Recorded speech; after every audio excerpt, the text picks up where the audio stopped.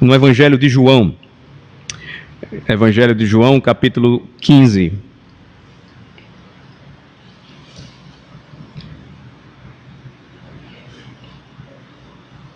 Evangelho de João, capítulo 15, do versículo 1 ao versículo 16. João 15, do versículo 1 ao versículo 16. Nós vamos ler juntos, todos a uma só voz. Olhem como Jesus falou a respeito de si mesmo, usando a figura da videira, e também como ele se referiu ao Pai e se referiu a nós, os seus filhos, o seu povo. Vamos ler. Eu sou a videira verdadeira e meu Pai é o agricultor. Todo ramo que, estando em mim, não der fruto, ele o corta, e todo o que dá fruto limpa, para que produza mais fruto ainda. Vós já estáis limpos pela palavra que vos tenho falado. Permanecei em mim, e eu permanecerei em vós. Como não pode o ramo produzir fruto de si mesmo, se não permanecer na videira, assim nem vós o podeis dar, se não permanecerdes em mim. Eu sou a videira, vós os ramos. Quem permanece em mim, e eu nele, esse dá muito fruto, porque sem mim nada podeis fazer. Se alguém não permanecer em mim, será lançado fora, à semelhança do ramo, e secará. E o apanham, lançam no fogo e o queimam. Se permanecerdes em mim, e as minhas palavras permanecerem em vós, pedireis o que quiserdes, e vos será feito. Nisto é glorificado meu Pai, em que deis muito fruto, e assim vos tornareis meus discípulos. Como o Pai me amou, também eu vos amei. Permanecei no meu amor.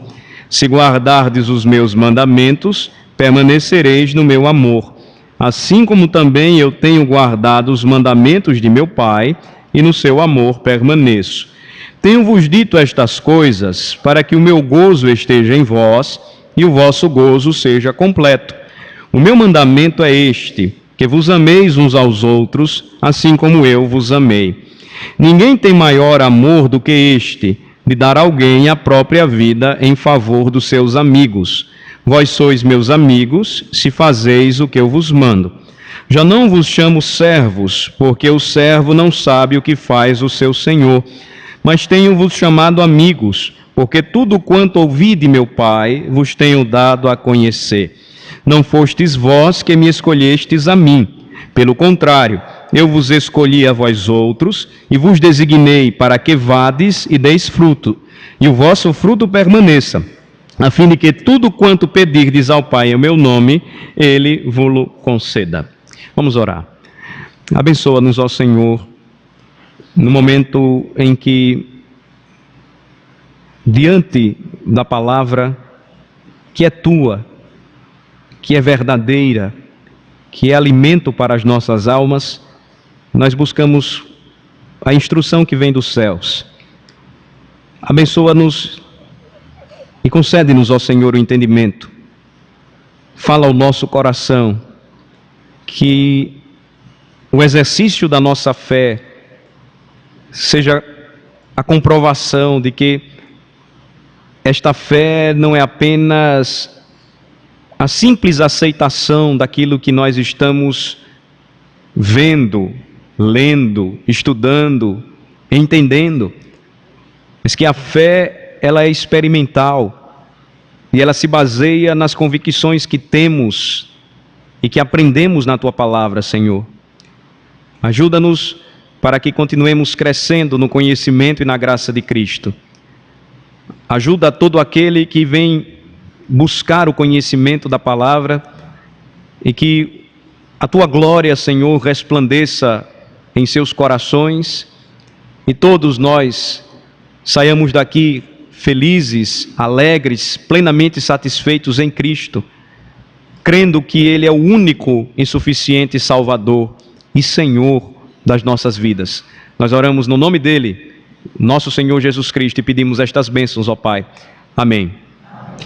Nós hoje vamos trabalhar uma pergunta que ela encontra fundamento.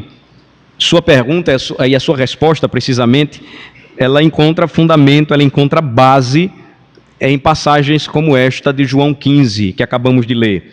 Só para a gente relembrar, nós vimos que na pergunta 63 do Catecismo de Heidelberg, as nossas obras, elas não são recompensadas por mérito, mas o Senhor, através de um dom de graça, ou de um dom da graça, Ele transforma até mesmo aquilo que nós fazemos, e porque tudo coopera para o bem daqueles que o amam, Ele nos usa como instrumentos em suas mãos, e operando a sua maravilhosa graça em nós, Ele nos galardoa, ou seja, as nossas boas obras, elas não merecem nada, a Bíblia nos diz. E a pergunta 63 tratou disso. A pergunta foi: então por que Deus promete recompensá-las nesta vida e na futura? A resposta, então, precisamente nos leva ao que a Escritura nos ensina, que a recompensa que Deus nos dá não é por mérito, mas é um dom de graça. Ele nos presenteia, Ele nos galardoa. É porque Ele quer fazer isso. Como o Senhor Jesus Cristo mesmo nos ensinou, não fomos nós que o escolhemos, mas Ele nos escolheu, e nos escolheu para que pudéssemos dar fruto, pudéssemos frutificar. Então a pergunta de hoje, a pergunta 64, ela fecha este assunto aqui, que trata sobre justificação, a nossa justiça que vem de Cristo, o lugar das boas obras na vida do cristão, trazendo a seguinte questão, pergunta 64. Esse ensinamento este que nós vimos na quarta-feira passada, de que nossa recompensa não vem pelas obras que nós fazemos, esse ensinamento não torna as pessoas descuidadas e ímpias? É outra pergunta importante. Ora, se a Escritura nos diz que as nossas obras não merecem nada, e que nós não ganhamos nada por mérito da parte do Senhor, mas é por graça, a pergunta 64, então, ela fecha o assunto, trazendo uma questão também muito importante. Esse ensino não torna as pessoas descuidadas e ímpias? Ou seja, se tudo vem de graça e eu não preciso fazer nada, será que isso não vai me fazer relaxado e agir como um ímpio, impiedosamente? Vejam só a resposta: não. Por quê? Porque é impossível que os que são enxertados em Cristo, ou seja, como ele disse, eu sou a videira e vocês são os ramos, é impossível que os que são enxertados em Cristo pela verdadeira fé não produzam fruto de gratidão. Vejam só, o assunto que nós estamos tratando aqui, ele é tão pertinente, que ele vai nos levar a refletir pelo menos sobre três verdades que encontramos nas Escrituras quando tratamos deste assunto aqui. Aqueles que estão ligados a Cristo pela verdadeira fé produzem frutos de gratidão. E sabem por quê? Porque, em primeiro lugar, a fé funciona. A fé funciona. Quando colocada em prática, ela funciona. A fé não é apenas a mera aceitação daquilo que nós estamos vendo, daquilo que nós estamos lendo, ouvindo, aprendendo. A fé, ela é a confiança que nós depositamos inteira e ilimitadamente em Cristo somente. Então, quando nós olhamos, por exemplo, a história de Abraão, quando Abraão passou boa parte da sua vida ouvindo a promessa de Deus, Deus fez um pacto com Abraão, mudou o seu nome de Abrão para Abraão, que quer dizer pai de multidões, e Abraão já com avançada idade, já com 100 anos de idade, ele então continua esperando a promessa, e a promessa vem. Deus concede-lhe um filho, Isaque. E logo após nascer Isaque, crescer, e quando ele já estava mais ou menos na idade da adolescência, como nós conhecemos hoje, Deus então prova Abraão. Ele diz: pegue o seu filho, o único filho que você tem, vá até o monte e ofereça a ele para mim como um sacrifício. Então, o que foi que levou Abraão a fazer tudo aquilo que Deus mandou, senão uma fé que ele acreditava funcionar? Ele sabia que Deus não poderia falhar. E foi por conta dessa fé que funciona que Abraão levantou bem o seu cutelo, ou bem aquele instrumento de sacrifício, e estava disposto a enfiar em seu próprio filho, o único filho, o filho da promessa. Agora, como é que eu posso afirmar tudo isso para vocês com base na Bíblia? Vamos para Hebreus capítulo 11.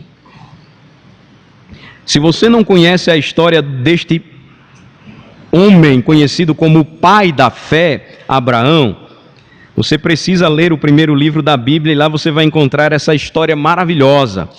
Agora, como nós não temos tempo de analisar toda a história hoje, eu queria chamar você para Hebreus 11, onde nós já vimos em aulas passadas o assunto sobre a natureza da fé.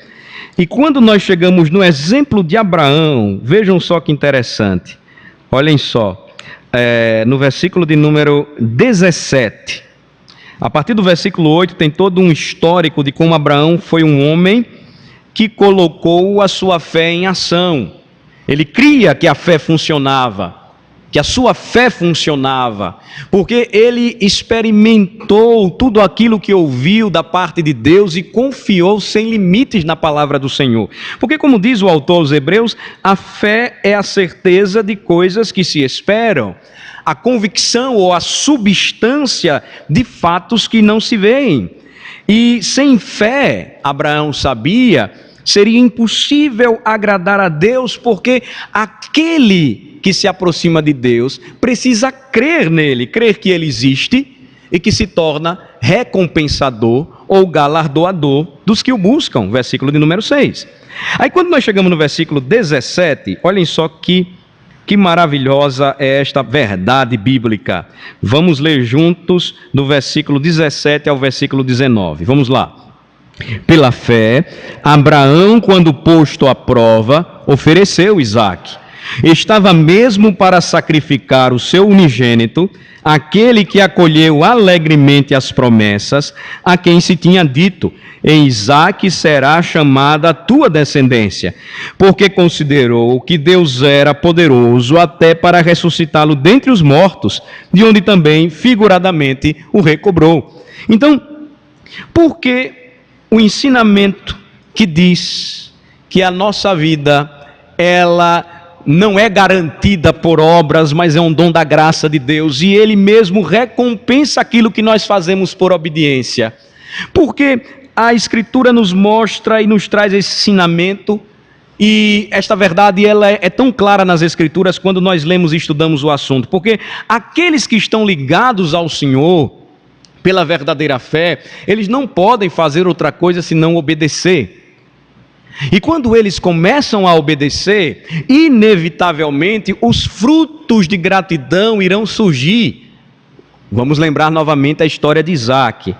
Pela fé, Abraão recebeu em sua casa o seu único filho, Isaque, o filho da promessa. E pela fé, Abraão foi colocado à prova e agora teria que oferecer Isaque como um sacrifício. Até o momento, o que ele aprendeu da parte de Deus, o ensinou que Deus não exigia sacrifícios humanos da parte dos seus adoradores. Ele não exigia isso. Os animais eram mortos no lugar dos homens para aplacar a ira de Deus, para perdoar os pecados dos homens. Mas agora Isaque deveria ser sacrificado, aquele que acolheu grandemente as promessas. E por que Abraão fez tudo isso? Porque ele sabia que, pela verdadeira fé que recebeu do Senhor, que o capacitou a crer, a confiar no Senhor ilimitadamente, ele considerou, vejam só no versículo de número 19, tudo. Ele não agiu cegamente. Ele não agiu como, infelizmente, hoje nós temos visto pessoas que são desafiadas a colocarem a fé em prática com base em nada, sem uma análise séria do que diz a Bíblia, sem um estudo sério do que diz a Escritura, sem conhecer verdadeiramente quem é o Senhor, sem entender como funciona esse sistema em que Ele galardoa pela graça aos seus filhos. Então, as pessoas sem entendimento são desafiadas e os falsos pregadores, eles dizem, coloque a sua fé em prática, creia, faça isso. E aí nós encontramos aberrações inúmeras. Abraão não agiu assim. Vejam só a consideração de Abraão. Quando ele ofereceu Isaque, ele considerou tudo o que ele havia aprendido da parte de Deus. Versículo 19 diz, porque considerou que Deus era poderoso até para ressuscitá-lo dentre os mortos. Sem fé é impossível agradar a Deus. Porquanto é necessário que aquele que se aproxima de Deus creia que Ele existe e que é galardoador daqueles que o buscam. Ele sabia, Deus mandou fazer isso, existe um propósito no que Ele está me pedindo. Certamente a minha fé está sendo provada. Eu já sou velho, Ele me prometeu fazer de mim, Ele prometeu fazer de mim pai de multidões. E como é que isso vai acontecer agora, tendo que sacrificar o meu único filho, Isaque? Mas Ele está mandando, e eu preciso atender a sua palavra. Por quê? Porque eu sei quem é o meu Deus, eu sei quem Ele é. Ele é poderoso até mesmo para ressuscitar Isaque dentre os mortos, porque Ele não pode falhar no que prometeu. Ele não mente, Ele não engana, Ele é direto, Ele é claro, Ele faz o que faz, Ele cumpre o que diz. Então, por que é impossível que aqueles que estão ligados a Cristo pela verdadeira fé, eles se tornem pessoas descuidadas e ímpias? Porque a fé funciona. Essa é a primeira e importante verdade. Segundo lugar, porque uma árvore boa, ela vai dar bons frutos. Uma árvore boa não vai produzir frutos maus. Percebam tudo isso, observem essa análise, porque depois nós vamos chegar a uma conclusão importante. Vamos agora para Lucas capítulo 6. Olhem só. Primeiro, a fé funciona. Segundo, uma árvore boa dá bons frutos. Lucas capítulo 6, versículo 43 em diante. Evangelho de Lucas, capítulo 6, do versículo 43 ao versículo 45.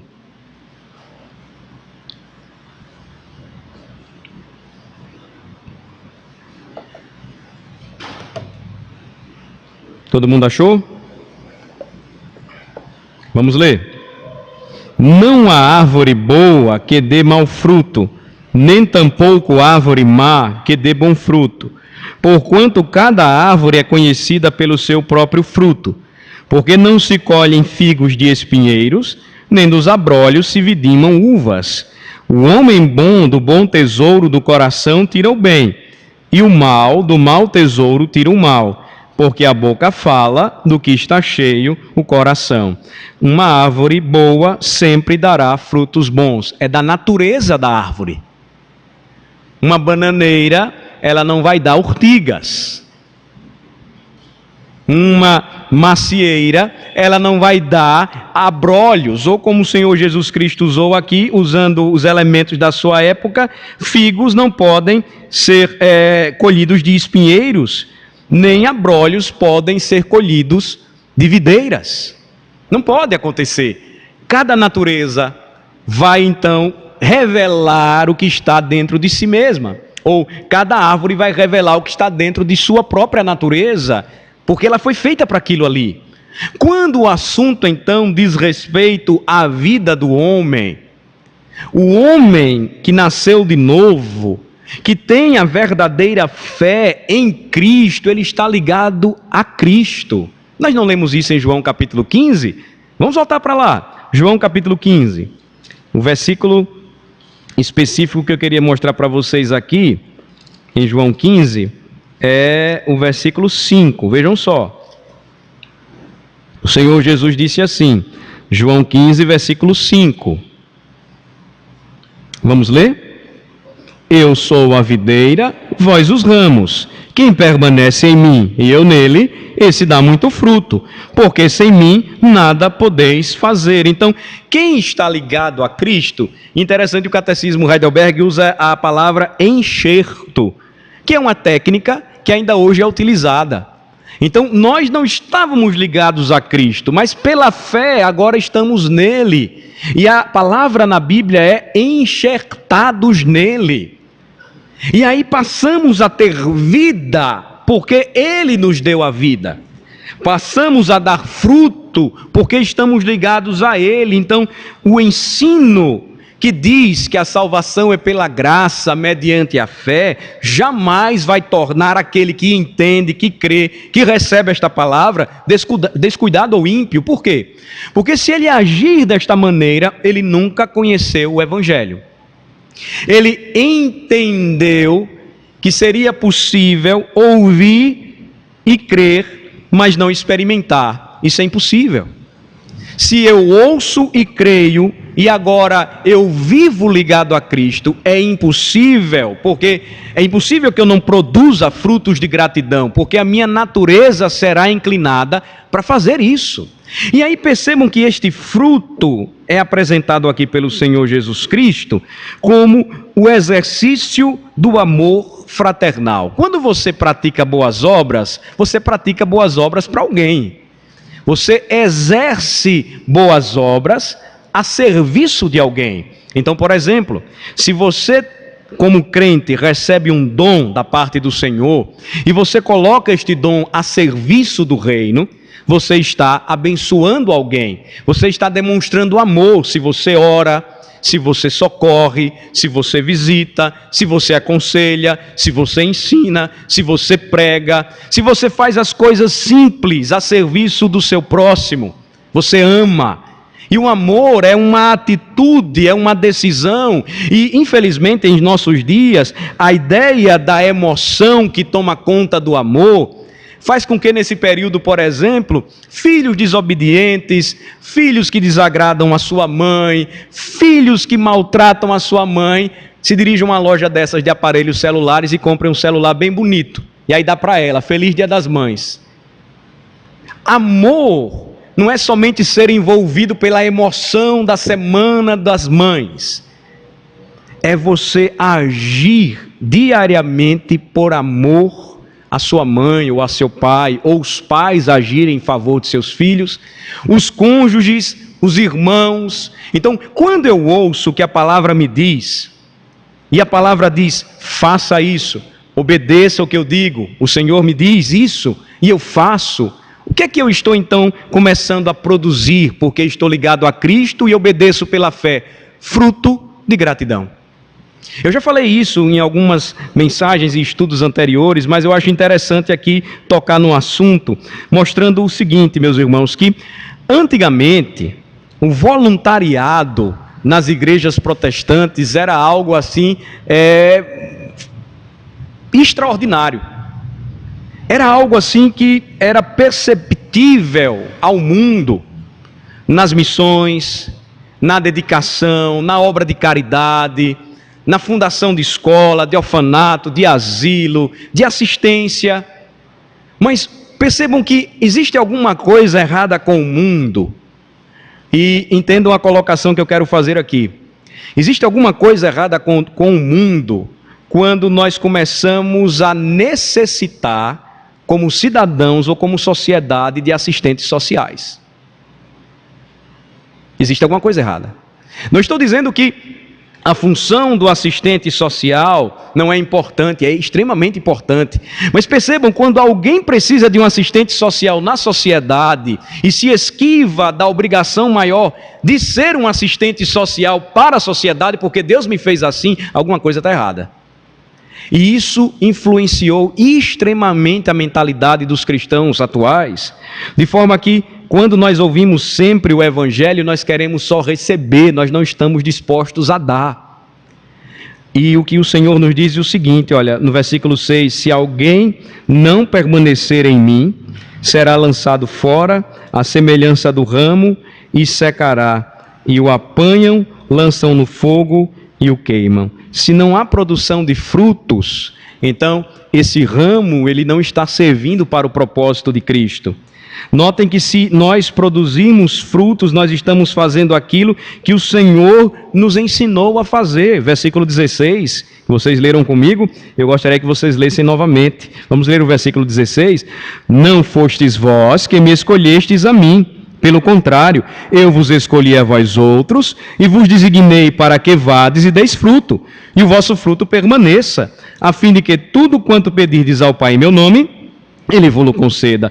Deus, em Cristo, nos escolheu, com que propósito? Para que pudéssemos ir, sair pelo mundo e dar frutos.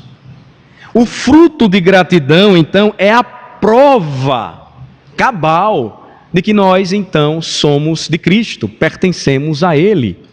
Se não existe essa realidade, se ela não é experimentada no seio da igreja, na vida comum do cristão, então alguma coisa está errada.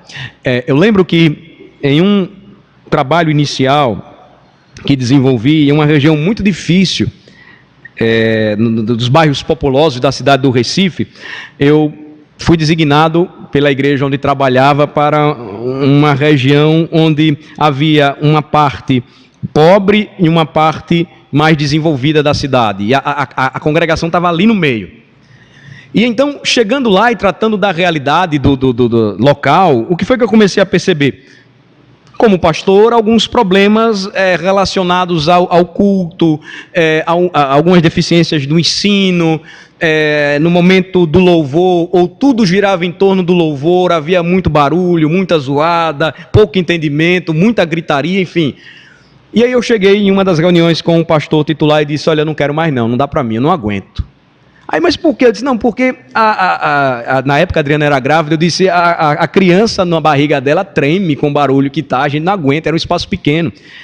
E aí eu queria desistir, e ele disse: não, você não vai desistir, você vai fazer o seguinte, a orientação então do pastor, comece fazendo o seguinte, visite cada membro que compõe o grupo de louvor, porque o que eu percebia também é que eles tocavam e na hora da pregação eles iam embora. Visite cada um e comece a perguntar, a maioria eram jovens, visite os pais e pergunte como é que eles são, como cristãos. E à medida que você for conhecendo, você vai saber como agir. E aí eu ouvi aquilo, orei e voltei. Quando eu comecei a visitar casa por casa daqueles meninos, a maioria deles não dava fruto nenhum. Sabiam tocar, sabiam cantar, sabiam todo o ritual que eles apresentavam ali, mas não havia nenhum fruto de gratidão, desobediência, teimosia, vida mundana. E aí o tratamento foi diferente, o cuidado foi diferente. E aí, abordando estas áreas e tratando estas áreas, pela graça de Deus, nós conseguimos modificar algumas coisas, melhorar, fazer com que eles crescessem. Agora, por que eu estou usando esse exemplo aqui? Porque é possível que eu esteja na igreja, esteja fazendo ou executando tarefas na igreja, ou simplesmente venha para a igreja, saiba abrir a Bíblia, saiba cantar, conheça o linguajar da igreja, o linguajar evangélico, mas não tenha fé verdadeira.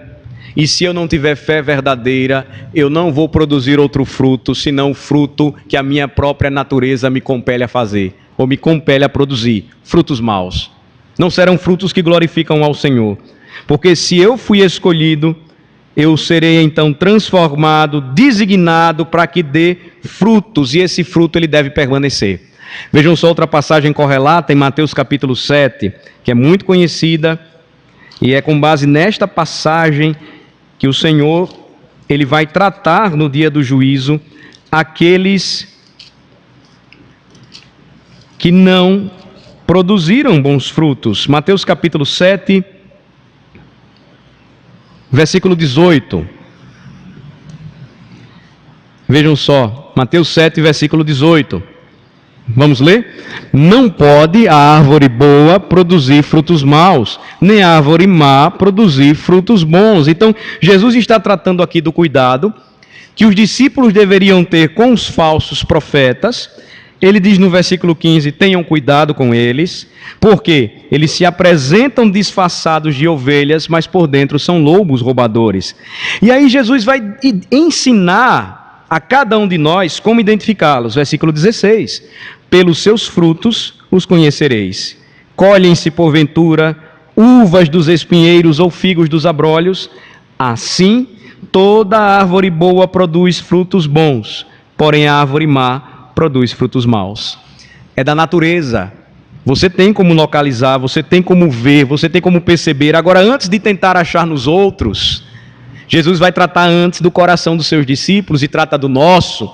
Nós precisamos olhar como nós estamos e como estamos caminhando, porque é muito fácil estarmos aqui disfarçados de ovelhas, mas por dentro sermos lobos, devoradores ou roubadores. Não ter fé que funciona, não produzir frutos bons. E aí no versículo 19 Jesus diz: toda árvore que não produz bom fruto é cortada e lançada ao fogo. E aí ele repete: assim, pois, pelos frutos os conhecereis. E aí ele aprofunda essa ideia dizendo o seguinte: olha só, nem todo o que me diz Senhor, Senhor entrará no reino dos céus, mas aquele que faz a vontade de meu Pai que está nos céus, que coloca a fé para funcionar. E a fé vai fazer com que você obedeça irrestritamente a palavra de Cristo, e você vai obedecer com um coração agradecido, e inevitavelmente os frutos virão. Eles podem ser poucos numa época da vida, eles podem ser mais abundantes em outra época, nem todos produzirão tantos frutos assim, mas um crente, de fato, ele sempre vai exalar, como disse o apóstolo Paulo, o bom perfume de Cristo. Ele não pode exalar outro perfume, senão o perfume que o Senhor lhe deu, o perfume com o qual o Senhor o ungiu. E nos versículos 22 e 23, aqui é uma sentença muito forte. Jesus diz: muitos naquele dia hão de dizer-me, Senhor, Senhor, porventura não temos profetizado em teu nome, e em teu nome não expelimos demônios, e em teu nome não fizemos muitos milagres? Então lhes direi explicitamente: nunca vos conheci, apartai-vos de mim, os que praticais a iniquidade. Ou seja, vocês nunca estiveram ligados a mim. Vocês nunca pertenceram a mim. Finalmente, irmãos, nós vimos que é impossível que os que são enxertados em Cristo, ou estão ligados a Cristo pela verdadeira fé, não produzam fruto de gratidão. Por quê? Primeiro, nós vimos que a fé funciona. Nós temos provado e visto isto, como o Senhor é bom. Segundo, uma árvore boa, ela dá bons frutos. Terceiro lugar, a graça, ela sempre conduz o pecador à gratidão. Você sempre agradecerá ao Senhor com a sua vida, com os seus dons, com tudo que você tem, com tudo que você é. A graça me motiva à gratidão. A graça me conduz à gratidão. E eu agradeço ao Senhor praticando boas obras. Então, um cristão de coração insensível, de coração duro, de coração indiferente a tudo aquilo que o Senhor tem dado, a todas as bênçãos que o Senhor tem derramado, precisa questionar de fato se está ligado a Cristo. Porque a graça, ela sempre nos conduzirá à gratidão. É como se nós fôssemos, e vejam só que interessante, nós estamos aí no ano da Copa, e aí hoje o técnico da seleção brasileira, ele selecionou aqueles que vão fazer parte do time. Imaginem se você fosse escalado. De repente, você está ouvindo o rádio, ou na televisão, às vezes tem a transmissão ao vivo, e aí escalam Pastor Alain para jogar como atacante. Eu ia tomar um susto danado. Se brincar, eu infartava, né? Aí ia dizer, mas espera aí, eu não tenho a condição, eu não tenho a habilidade, eu não tenho a experiência. Como é que eu fui escalado? E aí, recebendo essa escala, ou recebendo essa convocação, eu ouvisse, olha, você não pode dizer que não aceita. Que é assim, o chamado é irresistível. Quando Deus chama o homem não resiste. Quando Deus toca o coração, o homem se queda e se arrepende e crê nele. Não tem como fugir. Não somos nós que o escolhemos. Ele é que nos escolheu.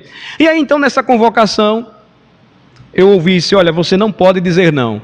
E aí eu teria que ir, ia me dirigir lá para o centro de treinamento. A minha gratidão seria tão grande que eu ia me esforçar de todas as maneiras para agradar o Filipão lá. Porque eu não merecia estar lá, eu não tinha habilidade, eu não tinha capacidade. Como é que eu ouvi ele me chamar? É mais ou menos assim que funciona, irmãos. Ninguém tinha capacidade natural, habilidade, poder para entrar no reino. O nosso lugar certo, a nossa casa certa era o inferno. Cristo então nos redime, nos dá vida, nos salva. Coloca em nosso coração a verdadeira fé. E é através dessa verdadeira fé ligada a Ele que então eu vou produzir frutos e por sua graça maravilhosa eu vou me esforçar de todas as maneiras para agradá-lo. Agrada-te do Senhor e Ele satisfará os desejos do teu coração. Então eu sei que não mereço. Não merecia estar no time dele, não merecia fazer parte do reino dele, não merecia ser discípulo dele, mas pela graça eu sou o que sou, vocês são o que são. E o que é que nós podemos fazer? Não podemos fazer outra coisa senão agradecer, agradecer e agradecer. E a gratidão ao Senhor, ela sempre será demonstrada através da obediência. Porque Jesus mesmo disse, se vocês me amam, vocês vão guardar os meus mandamentos. Próxima quarta-feira a gente prossegue e vamos seguir estudando mais e mais a palavra e guiados aí por esse catecismo fantástico. Lembrem-se, a fé funciona, por isso você precisa crer em Jesus. Uma árvore boa sempre dá bons frutos, então você tem que se autoexaminar para saber se você está verdadeiramente ligado a Cristo. Terceiro, a graça conduz à gratidão, é inevitável. Eu não merecia nada e hoje eu sou considerado justo, declarado justo pela justiça de Cristo, que Ele me deu, que Ele me presenteou, um dom de graça. Então vivamos para agradar o Senhor, vivamos para servir ao Senhor. E não há nem maior prova de gratidão do que vivermos para aquilo que fomos preparados, uma vida de boas obras. Vamos orar? De 2 em 2 vamos fazer as nossas orações agora, lembrando de continuar intercedendo por aqueles que estão enfermos e de rogar ao Senhor que esteja nos sustentando e nos fortalecendo a cada momento. De 2 em 2 vamos orar.